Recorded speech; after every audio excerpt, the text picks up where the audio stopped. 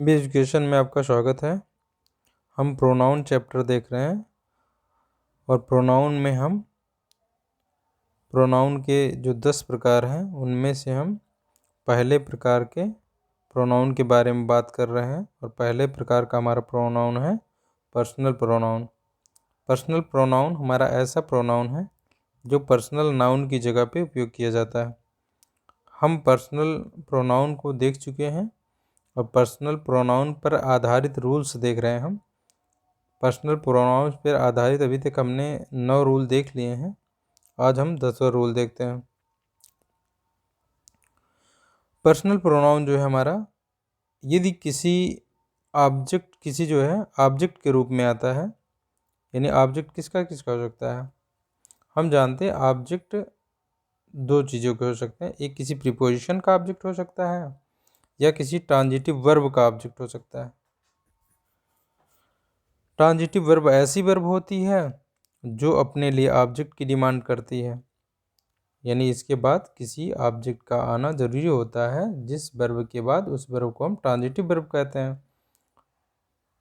और प्रीपोजिशन क्या होता है, किसी नाउन के पहले प्रीपोजिशन आता है और उस नाउन का से संबंध जो है अन्य चीज़ों का जोड़ता है ये।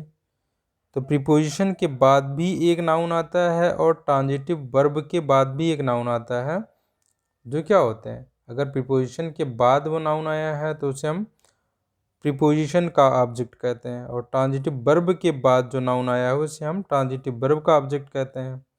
और हम जानते हैं अगर ये नाउन हमारा पर्सनल नाउन है तो हम उसे रिप्लेस करके उसकी जगह पे एक वर्ड रख सकते हैं जिसे हम पर्सनल प्रोनाउन कहेंगे। तो इसका मतलब ये हुआ कि अगर जो है ट्रांजिटिव वर्ब के बाद जो है ट्रांजिटिव वर्ब के बाद हमारा एक प्रोनाउन आ सकता है। अगर वो प्रोनाउन आएगा तो वो ऑब्जेक्ट के रूप में होगा। अगर वो ऑब्जेक्ट के रूप में होगा तो वहाँ पे हमें प्रोनाउन के ऑब्जेक्टिव केस की ज़रूरत होगी। यानी कहने का मतलब ये हुआ ट्रांजिटिव वर्ब के बाद जो प्रोनाउन उपयोग किया जाता है वो ऑब्जेक्टिव केस में होता है। ऐसे ही प्रीपोजिशन के बाद आने वाला जो नाउन है वो प्रीपोजिशन का जो है ऑब्जेक्ट होता है, तो वो भी ऑब्जेक्ट है। तो अगर उसकी जगह पे हम उपयोग करते हैं प्रोनाउन तो वो भी ऑब्जेक्टिव केस में रहेगा। तो इस तरीके से हमें ये पता चला भाई कि ट्रांजिटिव वर्ब के बाद और प्रीपोजिशन के बाद जो हमारा प्रोनाउन होगा वो ऑब्जेक्टिव केस में होगा। तो हम देख लेते हैं ये एग्जाम्पल के माध्यम से। हम कह रहे हैं the boy helped be in our need. यहाँ जो हमारी वर्ब है हेल्प, ये हमारी ट्रांजिटिव वर्ब है, ये ऑब्जेक्ट मान रही है। अगर हम देखें तो अगर इतना हम पढ़ें कि भाई द बॉय हेल्प्ड, यानी उस लड़के ने हेल्प किया था, तो हम इस हेल्प से जब क्वेश्चन करते हैं क्या कि किसकी हेल्प किया था या क्या हेल्प किया था, तो किसकी का आंसर जो मिलता है ये डायरेक्ट ना होकर के इनडायरेक्ट ऑब्जेक्ट होता है कि हमारी हेल्प किया था हम कहना चाहते हैं। तो हमें मिला कि एक ऑब्जेक्ट चाहिए इसको, जो कि है क्या, हमारा इनडायरेक्ट ऑब्जेक्ट है। और इनडायरेक्ट ऑब्जेक्ट जो है हमारा वो एक प्रोनाउन हो रहा है। तो अभी हमने जाना ऑब्जेक्ट के स्थान पे ये प्रोनाउन है, इसलिए कैसा केस होना चाहिए, इसका ऑब्जेक्टिव केस होना चाहिए। तो हम यहाँ पे ऑब्जेक्टिव केस रखेंगे अस, वी न रख करके, चूंकि वी सब्जेक्टिव केस है, सब्जेक्ट की जगह पे प्रयोग करना होता है तब हम रखते हैं। यहाँ ऑब्जेक्ट जगह रखना है तो ऑब्जेक्टिव केस अस का प्रयोग होगा। उसके बाद देखते हैं एक प्रीपोजिशन है। प्रीपोजिशन के बाद यदि हमें नाउन की जगह पे वर्ड लाना होता तो हम प्रोनाउन लाते, लेकिन यहाँ हमारा नाउन है, नीड हमारा यहाँ नाउन के जैसे काम कर रहा है। इस नाउन पे अधिकार जताने का कार्य किया जा रहा है, पोजीशन दर्शाने का कार्य किया जा रहा है। तो वी के हिसाब से आवर सही है, हम लगाएंगे क्योंकि पॉजेसिव केस वी का आवर होता है। क्योंकि द बॉय हेल्प वी यानी अस इन आवर नीड, यानी उस लड़के ने हमारी मदद की थी हमारी आवश्यकता में, यानी जब हमें ज़रूरत थी, हमारी ज़रूरत में हमारी मदद की थी, हम कहना चाहते हैं। अगला जो सेंटेंस हमारा इसमें देखते हैं, इसमें है लेट। लेट हमारी एक वर्ब है। हम जानते हैं हमारे जब सेंटेंस की शुरुआत किसी वर्ब से हो जाती है तो उसे हम इम्परेटिव सेंटेंस कहते हैं। तो ये इम्परेटिव सेंटेंस है लेट। लेट के बाद, लेट जो वर्ब है इसके बाद जो प्रोनाउन आया है तो वो ऑब्जेक्टिव केस में होना चाहिए, तो लेट हिम होना चाहिए। ही का ऑब्जेक्टिव केस क्या है? हिम। लेट हिम गो, उसे जाने दो, इसका मतलब वो यहाँ ऑर्डर देने का कार्य किया जा रहा है कि उसे जाने दो। अगला सेंटेंस देखते हैं, देयर इज नो कंट्राडिक्शन। जब देयर से वाक्य की शुरुआत होती है तो इसका क्या है? इसका जो हमारा सब्जेक्ट होता है वर्ब के बाद रहता है, तो ये वर्ब ये है हमारी नो कंट्राडिक्शन, और ये हमारी सिंगुलर दिख रही है क्योंकि ये हमारी एब्स्ट्रैक्ट नाउन है। कंट्राडिक्शन, कंट्राडिक्शन मतलब विरोधाभास हम कह लें। तो ये क्या है कि देयर इज नो कंट्राडिक्शन, तो ये सिंगुलर है इसलिए इज लगा हुआ है, इज कंट्राडिक्शन। अब बिटवीन, बिटवीन जो है ये एक प्रीपोजिशन है। बिटवीन और एंड जो है ये एक साथ आते हैं जब दो लोगों के बीच में ऐसा सेंस देने की बात करनी हो तो हमें दो लोगों के लिए आते हैं बिटवीन। बिटवीन के साथ जो इसका कंजंक्शन वाला जो जोड़ा वो एंड है, बिटवीन के साथ एंड का प्रयोग करना होता है तो एंड है। और बिटवीन के बाद जो हमारा पार्ट्स ऑफ स्पीच आएगा एंड के बाद भी वही पार्ट्स ऑफ स्पीच होना चाहिए। जैसे यहाँ पे प्रोनाउन है, यहाँ भी प्रोनाउन है, लेकिन बिटवीन हमारा क्या है? एक प्रीपोजिशन है, तो प्रीपोजिशन के बाद अभी हमने बात की ऑब्जेक्ट आएगा तो ऑब्जेक्ट हमारा ऑब्जेक्टिव केस में होगा, तो ही की जगह हिम होना चाहिए और सी की जगह भी यहाँ भी ये ऑब्जेक्टिव केस है तो ये भी ऑब्जेक्टिव केस होना चाहिए, हिम एंड या हर होना चाहिए।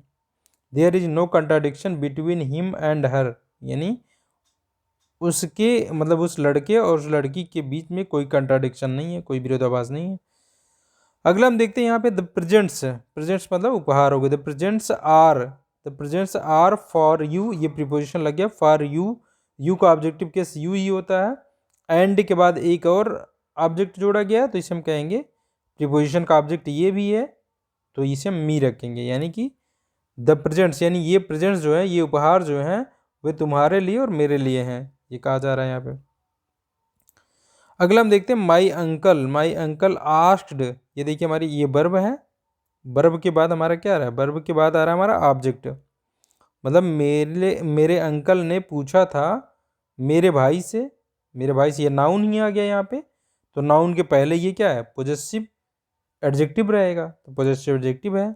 मेरे भाई से पूछा था और मुझसे पूछा था हम कह रहे हैं मुझसे। देखिए यहाँ नाम ना लेकर के यहाँ एक प्रोनाउन का प्रयोग किया गया, तो ये दोनों क्या है? ये दोनों ऑब्जेक्ट का काम कर रहे हैं, यानी दो ऑब्जेक्ट एंड के माध्यम से जोड़ करके ऑब्जेक्ट बनाए गए हैं, तो ये भी ऑब्जेक्टिव केस होना चाहिए, आई की जगह मी होना चाहिए। मी टू डिनर, यानी डिनर पर क्या है? मुझे और मेरे भाई को पूछा था कहना चाहते हैं, तो यहाँ होगा मी, ऑब्जेक्टिव केस चाहिए। ऐसे ही नो बडी विल हेल्प।